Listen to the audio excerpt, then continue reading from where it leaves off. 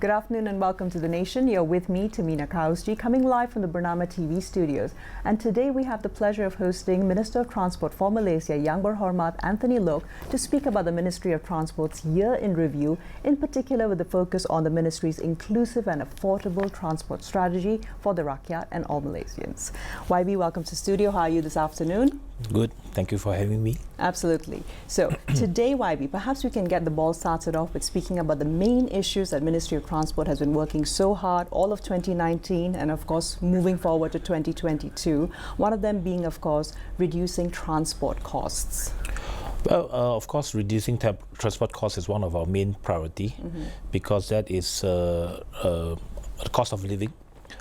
Transportation cost is one of the major costs of living, and it is our intention to reduce the cost for the public, especially in Klang Valley. I think we have rolled out the monthly pass since January 2019, which have been well received over the past 12 months. I think that is one of our, can be said as one of our major achievements in year 2019. That's and right. we have successfully rolled out, and it has been implemented well, and we are looking at how to expand that program to other parts of the country. That's right. So of course we'll go into a few more details about that, Sure. but perhaps in one of the later segments, let's come into the broader overview of transport and how the entire industry itself, you feel, YB, has been doing for the past year. Let's also take a look at East Malaysia, Borneo, and what's been happening there, particularly with regards to road developments.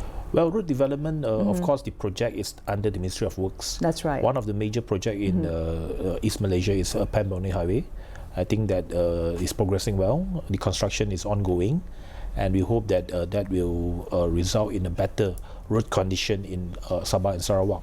I think one of the major complaints by operators over there in That's Sabah right. and Sarawak has always been the road condition, and that has a negative impact on them because of the not so good road condition, and that resulted not only in terms of the safety but also in terms of their efficiency. For lorry operators, for example, the That's right. loading is much lower than compared to Peninsular Malaysia. So that is an ongoing and a long-standing issue that have been fighting for. That's right. So we hope that with a better road condition, things will be better Exactly. for Sabah Sarawak. So we're also talking about the fact that in Sandakan, Kota Baru as well, there will be expansion of airports, further leading to even more accessibility for the Rakyat. Yep. So now when we look though at the fact that Malaysia is also a country that is fantastically connected by a huge network of highways, but there of course comes together with it the maintenance of it all. The Ministry of Transport working in collaboration with the Ministry of Works to facilitate this, just to let the Rakyat know what is the actual process that goes behind ensuring everything goes smoothly for the entire calendar year. Well, as far as highway is concerned, I think most of the highways, as you know, is by concession through companies, through privatization. And I think in terms of maintenance, of course, toll highways is much better because of in terms of maintenance, because they collect tolls, and from the toll collection, it goes to maintenance. Of course, there are some restructuring that will be done by the government. And in budget 2020, Minister of Finance has announced that in year 2020 we can expect a reduction of toll rate. That's so right. that is a good news for the Rakyat. So speaking of budget 2020 though, YB, are you content with the allocations that your ministry has received for the year to come? Well, of course, each ministry will never have enough.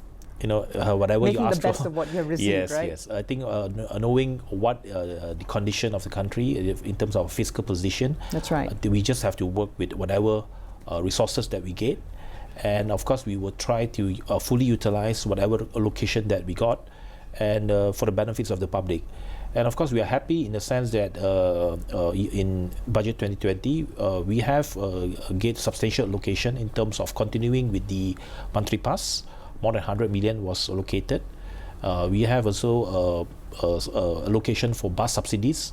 So that is more or less that we have to stabilize in terms of the bus services for the Rakyat. That's right. So from there, moving into cooperation between the Ministry of Transport overall and the Ministry of Transport within Sarawak itself also for developing the transport industry in Borneo over there. Now, quite recently, Minister of Transport over there, Datuk Lee Kim Shin, has said that there's too much funds for operating purposes, and he said this results in a bit of an unbalanced ratio. So in your perspective, how can that actually be moved forward to so that it's actionable and also equitable? Well, of course, ideally, in an ideal environment, it's better that we spend more on development of locations rather on operation of location. But you have to bear in mind that in order for the services to keep going, you need operational expenditure. Take, for example, the bus services. Yes, and there's, of course, a stage bus service transformation plan. You need subsidies. I mean, stage bus services, without any government subsidy, the operators cannot continue to run. So you need to have continuous operating expenses for the services to continue. So in an ideal environment, of course, we hope that more allocation will be channeled for development purposes. But in actual environment, you need to spend substantial amount of money in terms of keeping the operations going. Speaking of spending substantial amounts of money, Yang Berhormat, of course, the 500 million ringgit public transport fund, which was launched back in May 2019, is of course to help and encourage primarily public transport itself. So how much of that budget is going to come in actionably by 2020 itself? Well, actually, that is a fund run by Bank Pembangunan. That's right. It is basically, it's not a grant, it's basically a fund where private operators can get loans from the Bank Pembangunan with a reduced interest rate. For them to, in terms of expand their fleet, purchase of assets, etc. So for them, it's basically a good a good financing model and a cheaper financing mode for them to expand their capital. That's right. So on that note, we take a short commercial break. We'll be back right after. Stay tuned for the rest of the show.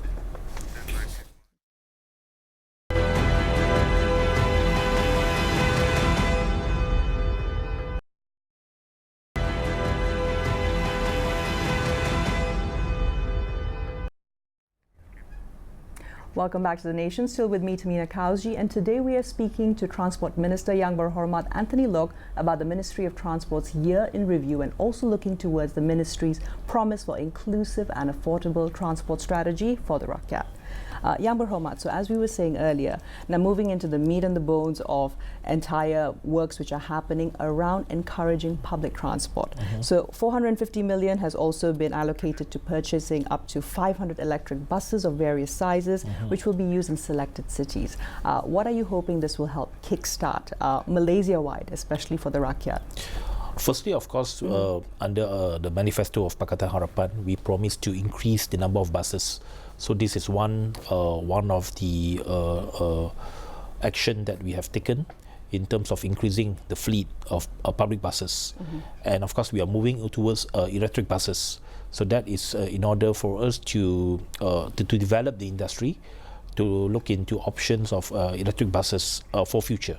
So this is basically a pilot project. That's right. And there's also another additional 146 million ringgit to subsidize bus operators for last mile transportation in rural and urban areas. And when will this all be coming into force, YB? Well, it's basically an ongoing project. It's an ongoing initiative. As I mentioned earlier, without government subsidy, it's very hard for the bus operators to continue their services, particularly in the rural areas. So as much as we talk about inclusiveness, if you cannot provide services to the rural areas, then it's not inclusive. So that's why one of the reasons why we need to spend that large sum of money is to ensure that services to the rural areas will continue.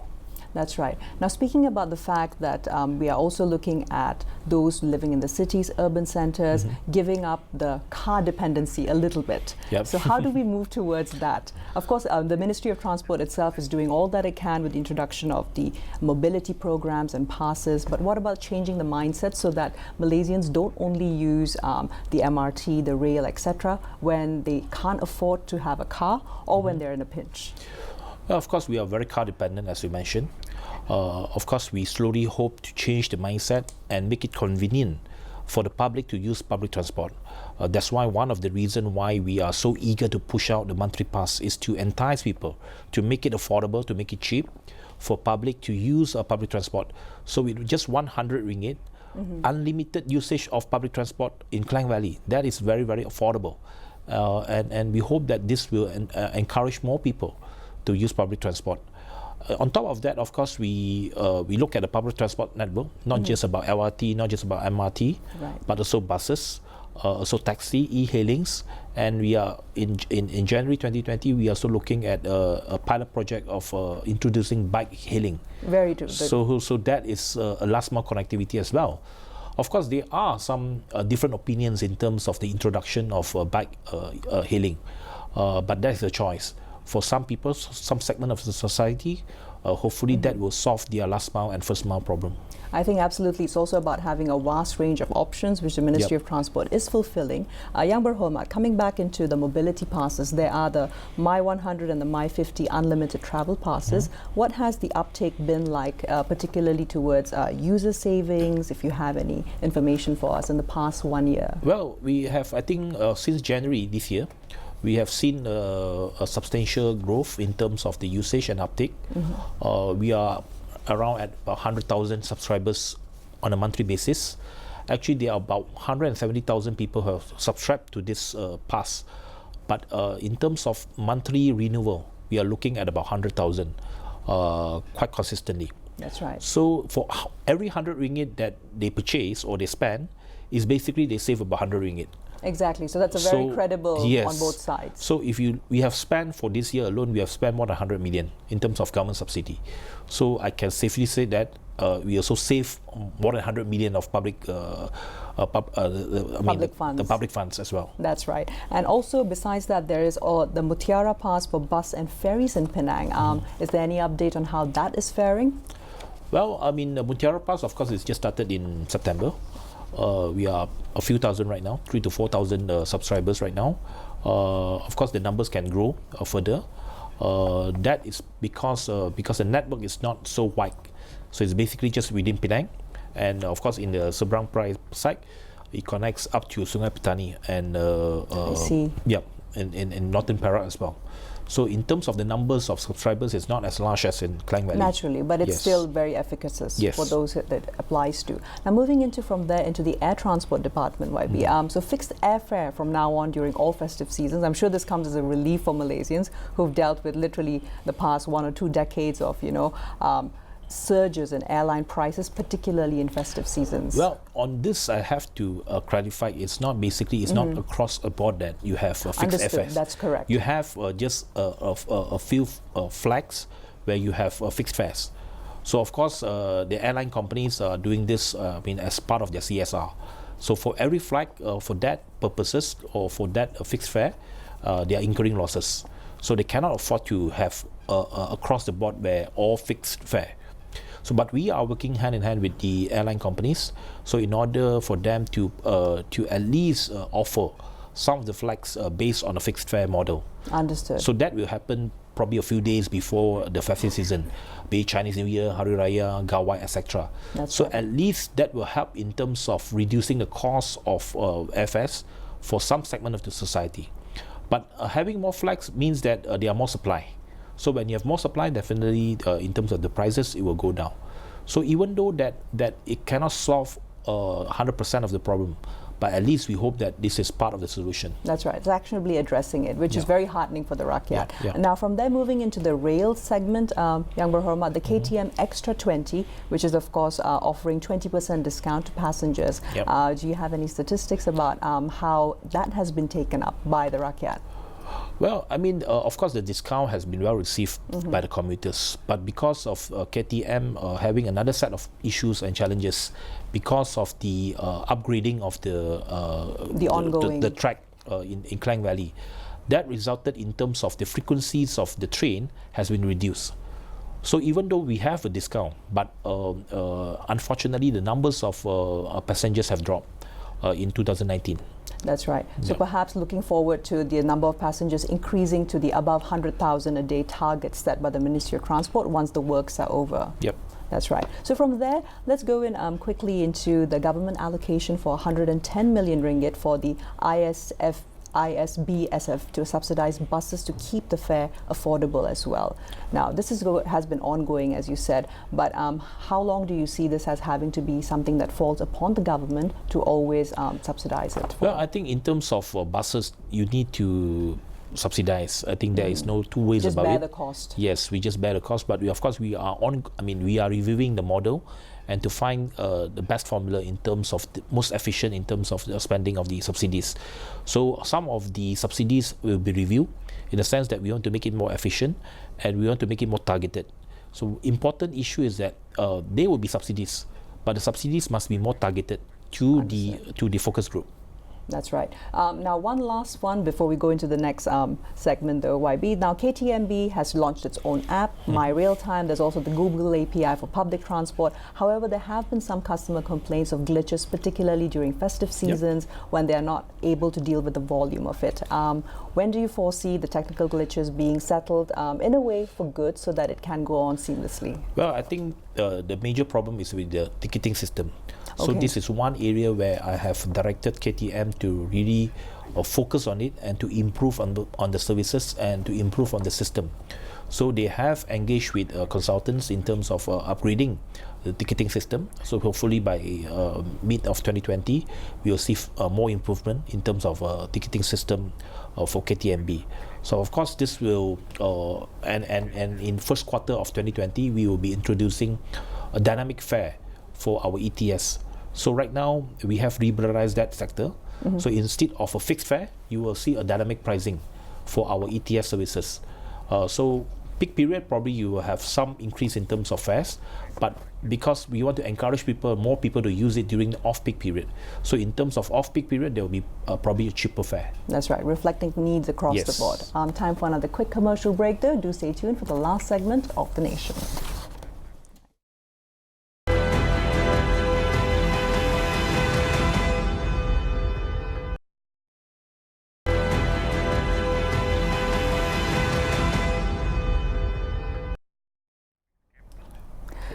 So YB, now moving into the enforcement as education campaigns targeted by the ministry for 2020. First and foremost, you have, of course, the car safety seats for children and also the back safety belts. Could you tell us a little bit more about the ministry's initiatives in each sector? Well, as far as the child seat is concerned, it has been advocated by many NGOs in the past few years. So many parent groups have advocated for that to be made mandatory. Of course, we take some time to make that happen, but we have decided come January 1st, we have to gazette that during that regulations. But that doesn't mean that we will immediately enforce it in a hard way. So in any regulations, in any policies that we do, we hope that we can start off with an awareness program, start off with awareness stage, where we want to create awareness for people to realize how important it is for that measure to be implemented. That's right. So for the first 6 months, I have mentioned in Parliament, I have made that commitment in Parliament that I have directed JPJ or the Road Transport Department not to issue any summonses for people who fail to comply with that regulations. But that doesn't mean that we are going we are encouraging people to not to follow the rules, but it's just more about education and creating awareness. So when the enforcement officers saw anyone that without that child seat, probably start off with encouragement, start off with some awareness, and to advise them to comply with the regulations for the first 6 months. First 6 months, all right. So there you have it, parents out there watching. For the first 6 months, it's your honor bound now to actually make sure that the car seats fit the requirements, and you've got 6 entire months to find out. From there, we'll be moving into the back seat belts. Now, this has been around for quite a while now. What more is it going to take to ensure that every Malaysian getting into their vehicles actually buckle up at the back as well? Yeah, that's why, as you mentioned just now, the regulation has been gazetted for more than 10 years. Exactly. But it has never been enforced. So, of course... Are you looking towards enforcement in 2020? We are looking at enforcement. I mean, any regulations, if you do not enforce it, that it will not be efficient. I know this is a very unpopular move, so people will not like it with more regulations. But then again, this is about safety. So, I think research has shown that with seatbelt, chances of surviving in an accident will be much higher. So we are encouraging people as much as as long as the rare seat belt is concerned. I've always advocated that it must be awareness on the person itself. So I always use the example: if you board an aeroplane, so definitely the moment you are on plane, you will buckle up. Absolutely, it's instinctive. Shouldn't it be the same? It's intuitive. It's natural. So the moment you go into aircraft, you will know how to buckle up. Very true. Yeah, but why passengers who are seated at the back seat, why can't you buckle up as well? So that is the awareness, and that is the mindset change that we hope that we can change in terms of the perception of the passengers. Now, of course, the onus does, at the end of the day, fall back on the individual road user. Yes. And I'm very glad, YB, that you mentioned safety, because coming into what I wanted to say for the last segment of the show, speaking about Malaysia's third highest death rates globally. We even outshine and outrank China and India when it comes to road fatalities annually. The Malaysian road safety statistics of 2018 show that we have an average of 23 deaths per 100,000 Malaysians. So this averages out to roughly 19 fatalities daily. Yep. Ministry of Transport for years, even far before your time, has been carrying out so many actionable programs. But what do you feel is the gap that can still be filled? As I said, very important is the mindset change, that we want to instill in our people the importance of safety features. No regulations and no law can be effective if there is no mindset change. That's why I think we very much need the cooperation and the attitude change of our public, of the rakyat. So that's why we are pushing ahead with these regulations in terms of child seat, in terms of rear seat belt, etc., etc. But then again, the most important point of all is that we need a mindset change. We need to impress upon the public that it is your own responsibility to take care of your own life. Very true. Yeah. So when it really comes back down to it, these are, of course, all the pertinent issues that have been happening, Ministry of Transport-wise. Looking towards 2020, Yang Berhormat, what are some of your wishes for the Ministry of Transport as well as for the Rakyat when it comes to an affordable and inclusive strategy? Well, we hope in 2020 we will continue to embark and implement all our initiatives. We can expand the initiative to help more public. We want to make it more affordable. We hope that all the operations and processes with the Ministry of Transport can be more simplified. We are looking at more digitalization in terms of our operations. At the end of the day, it's about service delivery to the public. Ministry of Transport is very much related to the day-to-day life of ordinary Malaysians. So we want to make our operations and all our work to be well connected to the public, and the public can feel a better service delivery. I think that is my most important mission going forward. And to end with, Yang Berhormat, I'd just like to ask you, with yourself being in office for close to almost 2 years now, what is your consensus on the report card for the term so far? Well, I think I would like the public to judge me. I will keep communicating with the public. I think this is one way, through interviews, through press statements. And you've definitely been very open. Press conferences. I do not believe in just a periodical 1 or 2 years report card. I mean, my report card is my daily performances, my daily work that I have been communicating with the public almost on a daily basis. I mean, you can see on my on TV, on press conferences, whenever I have any functions, I would deal with the issues. I would very much hope that I can continuously communicate with the public what we are doing at the ministry and how that policies can help the public. At the end of the day, absolutely. Wonderful nutshell. Yang Berhormat, thank you so much for your time today. Thank you so much. So this, of course, has been the highlight interview with Yang Berhormat Anthony Loke, Minister of Transport for Malaysia. Malaysia's transport report card in a nutshell, only here on Bernama TV's The Nation. I'll see you again next time. Mina Kaufi signing off. Thank you. Right. Thank you very much. Thank you.